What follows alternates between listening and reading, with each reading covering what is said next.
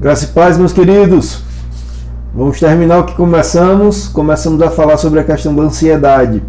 Eu não sei se você lembra, mas antes de ontem falamos um pouco sobre o texto lá de Lucas 12, versículo 7, quando Jesus fala aos discípulos, dizendo que até os cabelos da cabeça deles estavam contados, né? Mostrando o cuidado de Deus nos mínimos detalhes. Se Deus ele tem esse cuidado, se ele tem esse controle total, inclusive dos detalhes, aqueles discípulos deveriam descansar no Senhor.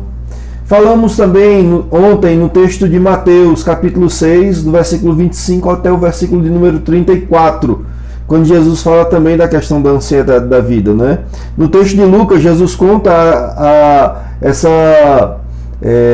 faz essa declaração, melhor dizendo, de que os cabelos estavam contados, que eles valiam muito mais do que os pardais, né, que não tinham valor nenhum. Por isso que ele diz, olha, não temais, né, não fiquem inquietos.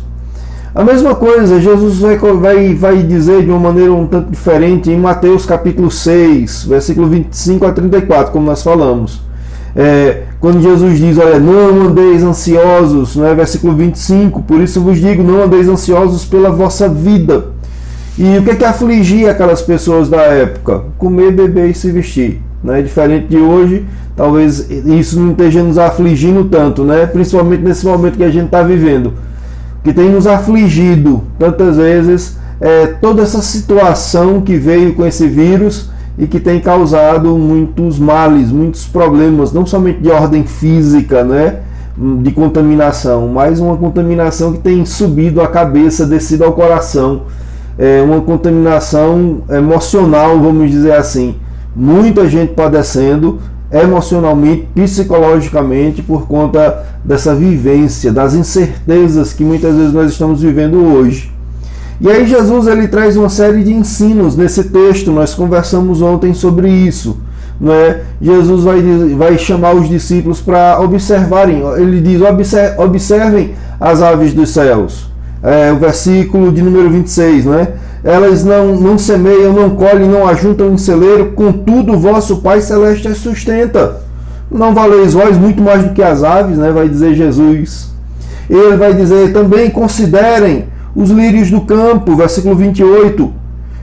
Como crescem os lírios do campo, eles não trabalham nem fiam. Eu, contudo, vos afirmo que nem Salomão, em toda a sua glória, se vestiu como qualquer deles. E aí é quando Jesus, no versículo de número 30, diz, né, olha, se Deus veste assim a erva do campo, que hoje existe, amanhã é lançada no forno, quanto mais a vós outros, homens de pequena fé.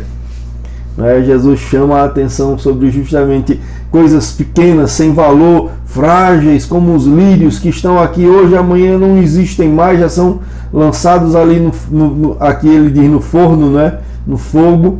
As aves que nenhuma delas cai, é o Senhor que sustenta, é o Senhor que alimenta, né? Elas não trabalham, mas não ajudam em celeiro, mas Deus consegue isso a elas. Deus tem cuidado com as aves. E Jesus diz isso para dizer que Deus tem muito mais cuidado conosco, né? Com a coroa da criação, que é o ser humano. De modo que a ansiedade, o antídoto dela é justamente a gente poder entender que precisamos descansar naquele que cuida de nós, né? Que nos sustenta, muito mais do que sustenta aves e lírios, que tem o controle da nossa vida, inclusive sabendo quantos cabelos nós temos na cabeça, né? Deus sabe dos mínimos detalhes. E aí nós conversamos, tirando algumas lições sobre esse texto de Mateus capítulo 6, e 3 lições pelo menos nós tiramos, né, nessa questão da ansiedade. A primeira é que quando a gente está vivendo nessa roda viva da ansiedade, quando a ansiedade ela não é mais a exceção, mas ela se tornou regra em nossas vidas, a gente está agindo como agem aqueles que não conhecem a Deus, não é? E aí qual é a diferença? Não tem diferença nenhuma entre temer ou não a Deus, conhecê-lo ou não, saber dos seus planos eternos ou não, não tem diferença nenhuma? Claro que tem. E por isso que Jesus diz, olha, versículo de número 31, portanto, não vos inquieteis dizendo que comeremos, que beberemos ou com que nos vestiremos, porque os gentios é que procuram todas estas coisas, não é? Jesus diz, vocês conhecem ou não a Deus, não é? Conhece ou não? Porque tem que fazer diferença esse conhecimento. E aí, ainda no versículo de número 32, Jesus nos dá uma outra razão porque a gente não deve andar ansioso. Ele encerra o versículo 32 dizendo, né? Pois vosso Pai Celeste sabe que necessitais de todas elas. Deus sabe daquilo que nós necessitamos antes mesmo da gente falar. Não é isso que a palavra do Senhor nos ensina por várias vezes? Deus sabe, Deus tem conhecimento, Deus não está alheio à nossa dor, ao nosso sofrimento, à nossa ansiedade ou aquilo que tem causado ansiedade no nosso coração. Deus sabe das nossas necessidades. E a gente precisa aprender a descansar nisso. Que por saber que Deus sabe, não é? Isso precisa trazer aos nossos corações a tranquilidade de que aquele que entregou o seu Filho, né, não nos dará graciosamente todas as coisas, né? O cuidado de Deus, se Ele entregou seu próprio Filho para nos resgatar, muito mais as questões materiais pequenas, né? Deus, Ele nos ama, Ele sabe daquilo que nós necessitamos. E a outra lição que nós tiramos ainda desse texto foi que por mais ansioso que a gente esteja, isso está no versículo de número 27, a gente não pode acrescentar nada ao curso da nossa vida. Né? A ansiedade, ela não muda situações, ela não acrescenta nada às nossas vidas, pelo contrário, só piora. E por último, nós vimos também que, como Jesus encerra, né, essa passagem, né, da ansiosa solicitude pela vida, versículo 34. Portanto, não vos inquieteis com o dia de amanhã, pois o amanhã trará os seus cuidados. Basta ao dia o seu próprio mal. Até brinquei, não sei se você lembra, né?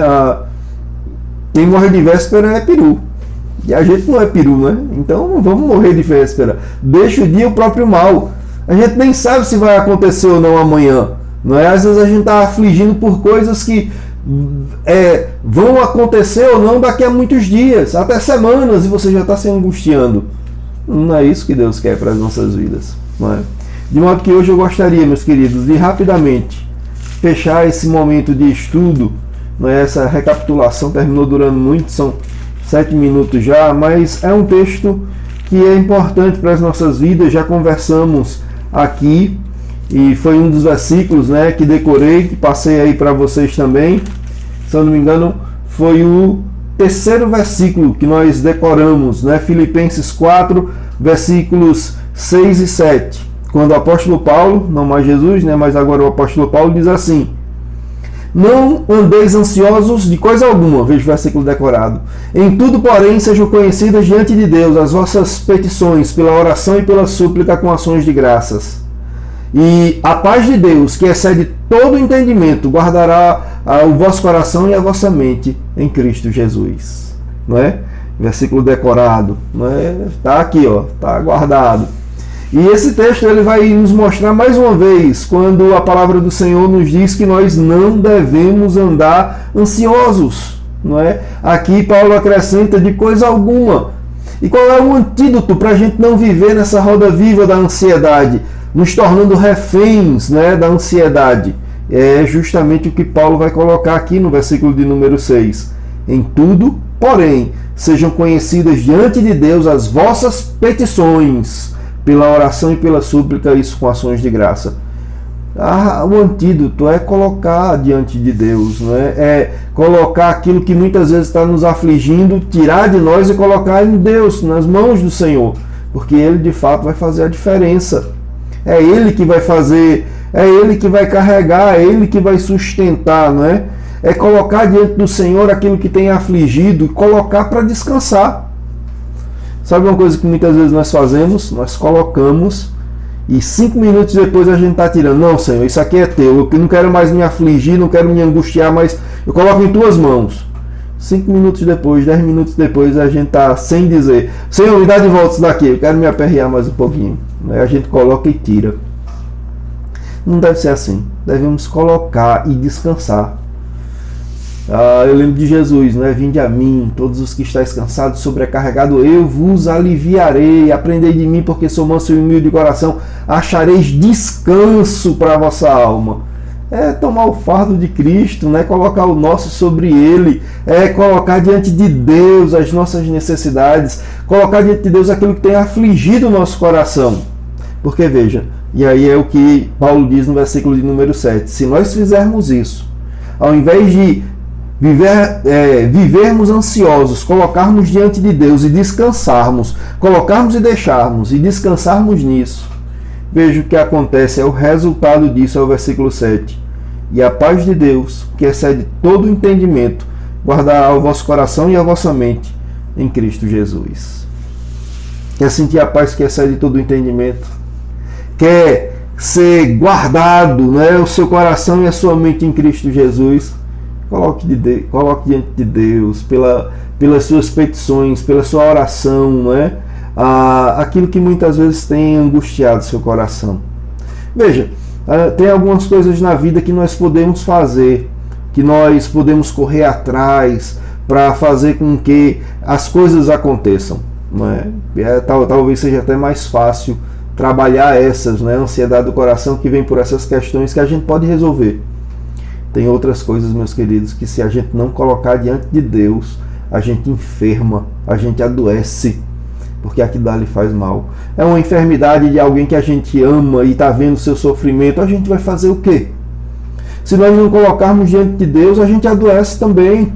Por isso que o apóstolo Paulo vai dizer, coloca diante de Deus, porque se você fizer isso, a paz de Deus, que excede todo o entendimento, e ela excede o entendimento porque se for por questões lógicas, naturais, você não vai sentir paz porque a situação é desfavorável. Mas essa paz, ela excede o entendimento porque ela vem de dentro. Ela não precisa de circunstâncias externas para acontecer, porque ela vem de dentro. Ela vem do Espírito Santo, né, que habita em nossos corações. De modo, meus queridos, que eu queria deixar essa palavra para as nossas vidas. Muita gente tem adoecido nessa pandemia. Muita gente ainda vai adoecer depois da pandemia, diz os estudiosos. Vamos descansar no Senhor. Vamos descansar no Senhor. Você crê que sua vida está nas mãos do Senhor? Que todos os seus dias foram escritos e determinados sem que nenhum deles houvesse ainda? Salmo 139. Se você crê nisso, meu querido, viva isso. Descanse no Senhor. Porque se você não descansar, se você não colocar, se você de fato não reconhecer que até os cabelos da sua cabeça Deus sabe, Deus tem conhecimento, Deus tem controle. Se você não fizer isso, se você não observar as aves do céu, os lírios do campo, que Deus cuida, mesmo não tendo valor nenhum, mesmo sendo tão efêmeros como são, se você não observar isso, meu querido, você vai viver, como disse Jesus, né, em Mateus 6, você vai viver feito os gentios que não conhecem a Deus. E isso não é possível para as nossas vidas mais, porque nós conhecemos a Deus. É o momento da gente descansar, é o momento da gente poder colocar diante de Deus aquilo que tem afligido nossos corações, né? O apóstolo Pedro, ele diz isso, né? Lançai sobre Deus, né, toda a vossa ansiedade, porque Ele tem cuidado de vós. Então vamos fazer isso, meus queridos. Esse momento que nós estamos vivendo, mais do que nunca, é momento de exercitarmos a fé que um dia Deus colocou em nossos corações. Então vive essa fé, para que a gente não simplesmente fale, mas deixe de viver a fé que falamos, porque fé é muito mais do que palavras, né? Na verdade são ações, aquilo que Deus colocou em nossas vidas, que molda a nossa forma de ver a vida e de agir diante dela. De modo que descanse no Senhor, meu querido, descanse no Senhor. Vá dormir, colocando diante de Deus, e durma tranquilo, né? Como disse Davi, em paz me deito e logo pego no sono, porque só Tu, Senhor, me faz repousar seguro. Deus, se Deus não guardar a cidade, em vão vigia a sentinela. É o nosso Deus, meus queridos. É Ele quem nos guarda, é Ele que nos protege, não é? É Ele quem nos chama no tempo dele para a glória.